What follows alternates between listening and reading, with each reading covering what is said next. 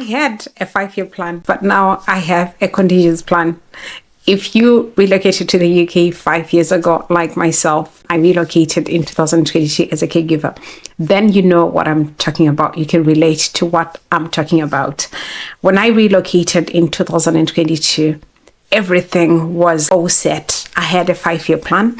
I was coming to the UK to work hard, build a future for my children. And after 5 years, I knew I would finally breathe after earning indefinite leave to remain. However, things seem to have changed. Things seem to be changing. And they're changing midway. I'm in my 4th year of living in the UK, counting towards the 5-year. But so many things have come up. And in the past few days, I've been talking about the changing rules. And I'm affected. I'm impacted. And so are my plans. I'll share with you some of my plans that I had back then that have changed just overnight. Part and parcel of what I wanted to do, because I had changed careers, I've shared in my previous videos. If you haven't watched them, please do go and watch them, where I shared that previously I was in the engineering field. That's what I started for. Fast forward into COVID, things change, and as you grow older, things do change as well. Children make such changes, and for me, change of career was one of the changes that I made for myself. And I made a pact with myself after coming to the UK as a caregiver that I was not going back to engineering. And I've shared so many reasons why I didn't. And part and parcel of those reasons is because I fell in love with care. I started to enjoy care. I found purpose in care. So I knew this is what I wanted to do. But as part of my plans, my 5-year plans, upgrading, upskilling were part and parcel of those plans. However, immigration had other plans as well, and we're going to be talking about those things in this video. Also, we are a young family, and of course, expanding the family is part and parcel of the plans still. However, with the way things are going, you start rethinking, or should we not? All of those things, we never thought we would be making such changes as well.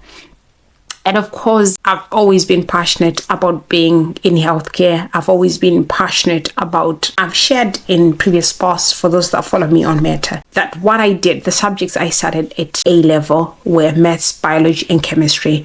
When I look back and reflect now, even as I do care work, I know I've always wanted to be in the medical field. I've always wanted to be in the healthcare field. However, being young and being driven, being a dreamer, I always want to upskill and upgrade.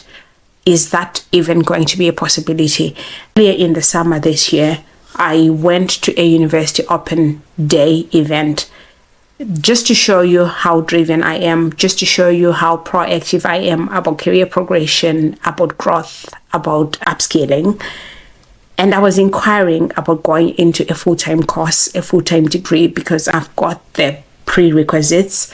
And as I thought when I was relocating to the UK, but the answers that I got there, and I'll continue to share all of these things as we redirect, re-strategize, go back to the drawing board, things like that, is the fact that I was told point blank that you won't be able to study a full-time course. You came to the country to work, you do the work, you're settled, you cannot do a full-time course. That the truth that hit me in the face. So no wonder why I decided I was going to make this video. What is it that I'm doing as I'm re-strategizing? Because the changes are here, the changes are real. In as much as we are crossing our fingers that this consultation that is going on will bring a better outcome that is in favor of us. But the chances, we don't know. It's only hope and probability. So let's get right into this video. So here are some of the concrete changes that I've started making. The first one that I've started doing is really being vigilant with documentation. I've come across a lot of stories where where you admit pertaining to employment, tenancy, anything legal with local council or with the Home Office itself, and those documents go missing. So I've started being really on top of the documents, such that, as one has been saying, if you're asked at 3 a.m., you know everything is. That's how vigilant I've started to be, being on top of everything. And just a few days ago, I was reading where one of the solicitors that I do follow, big shout out to Tafinya Wanza, where he said how a lot of people, a lot of mothers, a lot of parents can renew their visas, but forget to renew visas for their children. How so many people remember to renew their own passports, but forget to renew passports for their children. So I've decided I'm going to be on top of everything. I do have a folder where I put everything that is important. All the important documents are in there. However, I do have a small calendar where I actually have dates to say, well, such and such visa is expiring then. Part and parcel of why I do that is because we came first, my husband and I, and our kids joined us a bit later. So all those dates are a bit different. And of course, the things that happen in our lives are different from the things that happen in our children's lives. The second thing that I've actually started changing was my outlook on upskilling and upgrading. I've started looking at alternatives ways of upscaling. It's not always a case that we all have to go into formal education. We all have to get a degree. Some people, for some, depending on circumstances, like I've shared, I went to uni and I wasn't eligible. However, that should not stop me from upskilling. That should not stop me from upgrading. There are so many other things that we can explore, from online learning, from doing short courses, from exploring apprenticeship. If you are in an organization or you work for an organization that offers such, it's another alternative where you don't have to necessarily go into full-time learning, but you're working whilst you're learning whilst on the job. Is a really powerful course to do.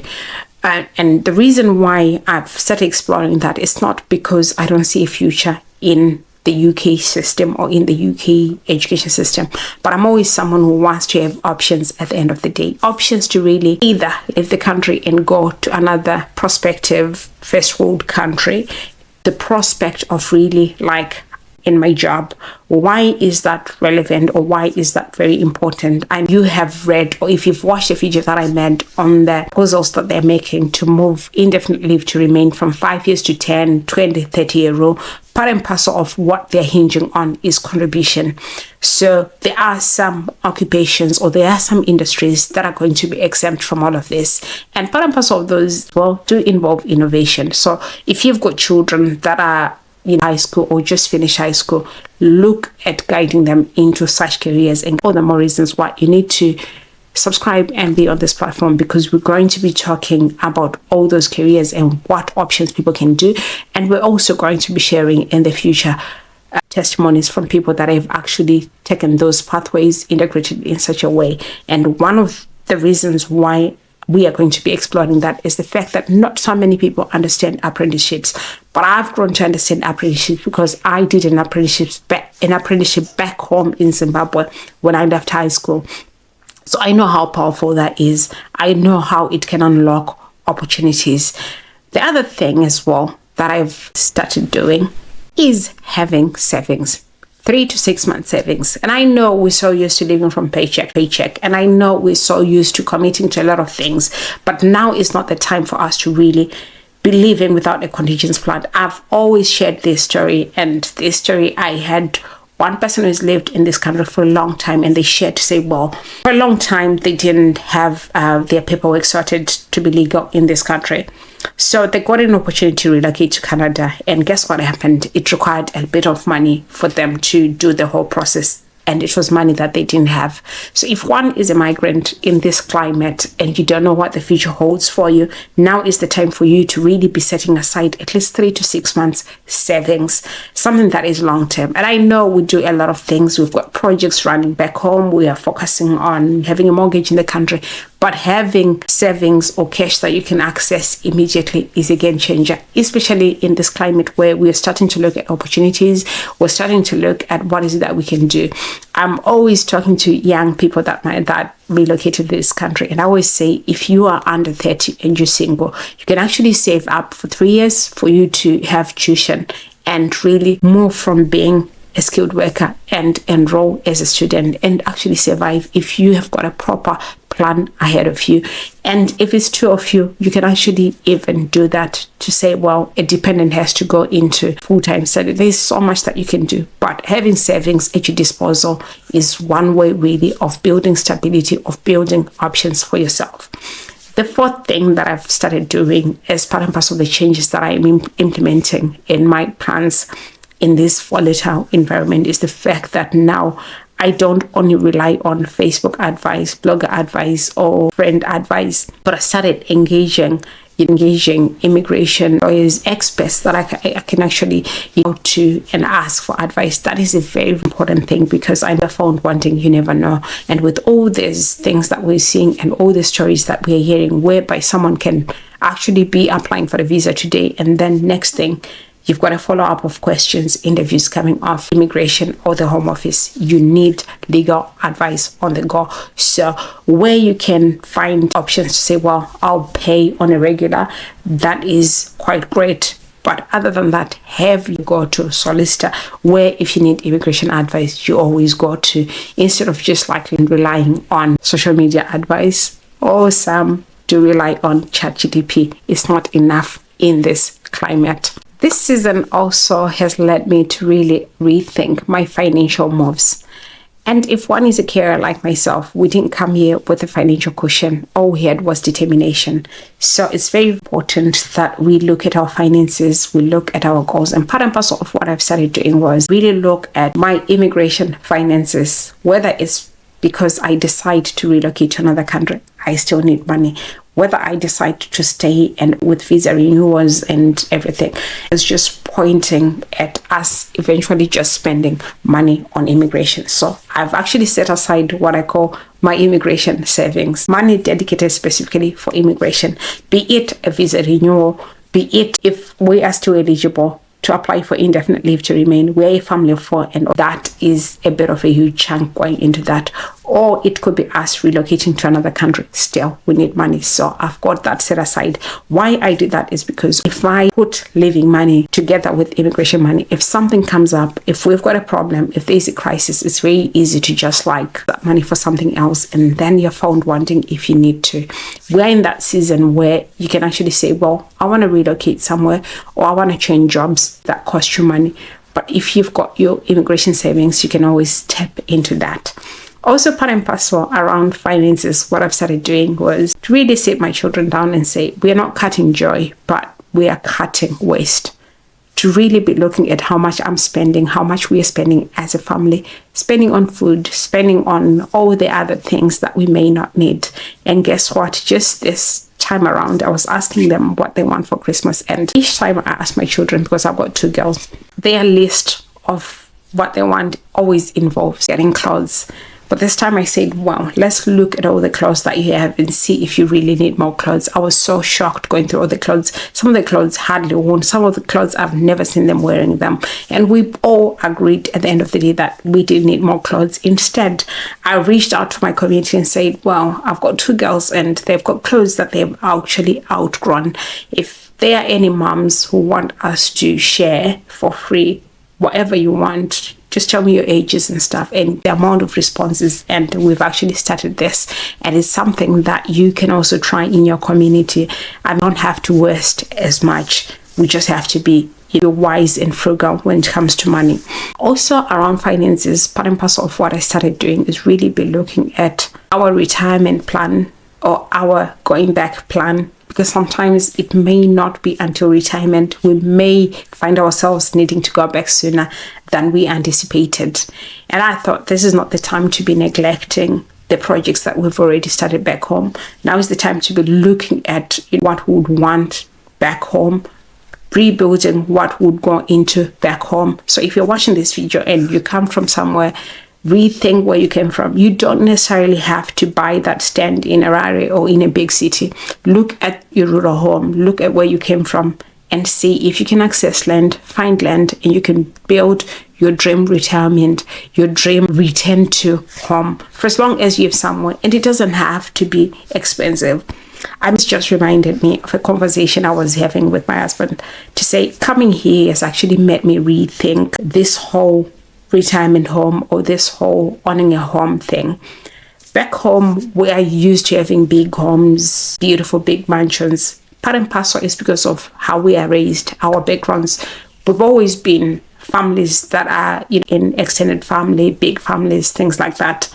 However, functionality is key. So it doesn't have to be a big mansion. It doesn't have to be you begin for as long as you have something. So it's part and parcel of the adjustments that I never thought we would have to do now, but we're having to do now. And the goal is on functionality and what works and suits us instead of the big dream or the pressure that goes around. There's no successful plan really that you can make without an emotional plan. And I've found myself lately really engaging in conversations that prepares me emotionally. Why? Is because I've realized that this is beyond policy change, but all these policies are real people, real families, are our children and ourselves. So at the top of everything that I do, emotional preparation, emotional planning is really key, is really important. I've found myself engaging in more conversations around these changes, what can be, what is possible, what we should be doing, than I've ever dreamt of doing without burdening my children specifically. I did a post where I said, someone asked me if I ever sit my children down and we talk immigration and policies. We don't necessarily do that. However, I do shape every conversation that we have around preparing them for being anywhere, for facing anything that the world can give them. Do check it out. Do check the post. I'll share the link as well in the description. But I do now have often those conversations with my husband, where everything is going, where we need to adjust, what to prepare for, like that. We are having those conversations even more now than we used to. And part of the emotional preparation bit as well is exploring universities, apprenticeships, being open to all of those things, online studying, online universities, you name it, courses and things like that, because our children are growing, they're not stopping. Whether or not we qualified for indefinite leave to remain now, or 10 years or 20 years from now, life is going on, life is progressing. So looking and exploring all those options, all those opportunities really are a game changer. And also looking at other countries that can offer them the education that we dream or that they desire is an option. But it starts with preparation, it starts with planning. It's not something that can you just wake up and it's possible. You start planning now, you start exploring your options now, career-wise, education-wise, progression-wise around your children. And while we're talking about planning, one of the key things that I've been focusing on in this season is managing expectations. As a caregiver, the job itself is stressful, is exhausting, is anxiety-filled, is all sorts. So managing expectations in terms of what I'm earning, in terms of what I may be able to achieve, expectations in terms of what I want for myself as well. I've realized that once you manage that, you are coming out a winner. You're looking after your mental health, you're looking after your self-care. So I'm just living in that mode where I'll see what are the deal breakers, what are the most important things to do. If I can't do it, it's fine. I'll reschedule it for later than to still exhaust myself, kill myself, trying to achieve what is not achievable. And I love to talk about retirement. I love to talk about things like that, whether investing here or investing back home. Look at your circumstances, look at your expectations. The fact that your friend has got that mortgage, she's got that big house, has got that nice car, has got this and that, has managed to build that mansion this year, doesn't necessarily mean you have to do the same. Remember, your journey is different from theirs. Remember, your destiny is different from theirs. Live within your means, manage expectations, and believe you me or not, it's the best self-care advice and it's the best self-care planning that you can ever do for yourself. And so, yes, my 5-year plan is no longer linear, it's no longer rigid, but it's layered. It's got branches, it's got B's, plan C's, it's got all sorts. It's got room for adjustment. It is what it is, because things are beyond your control. When you can't control the policies, when you can't control the conversation around immigration, you have to look at what you can control. You have to life has to still go on. And that is what I'm doing. So if you're in the same shoes as me, you relocated to this country in 2022, and worse off if you're a caregiver, then we have to be making these adjustments and we will come out stronger. You're not alone. We are in this together. And all the more reasons why, if you haven't subscribed to this channel, please do subscribe, as we're going to be exploring all these things together and we'll be sharing on this platform. So it's all I had for you in this video. Do share if you like this video. Please give us a thumbs up, share this video, subscribe, let's keep the conversation going. What are the adjustments that you are making that are working in this climate? And I'll see you in my next video. Bye for now. I'll see you.